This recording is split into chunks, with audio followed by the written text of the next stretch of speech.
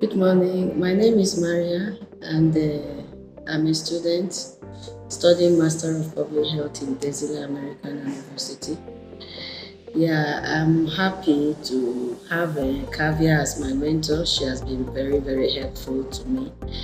I must confess that initially we had some rifts because of a time difference between India and UAE.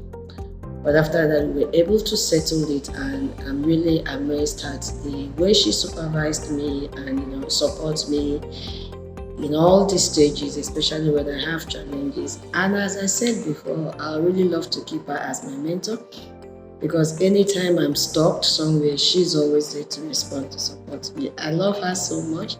So if the school will continue to retain her with me, I'll be very, very grateful and be fulfilled in this program because she's always available anytime I need her services. And she doesn't just, give me a text message. She will organize a meeting. When you organize meeting and share link, you are able to really understand the challenges that your student has. So that has been her strength. Organizing a team meeting immediately, sharing her screen and sharing my screen to solve the problem promptly. Thank you so much. I love Kavya. Kavya, I love you from the bottom of my heart. Thank you so much for being there for me anytime, anywhere. Keep it up.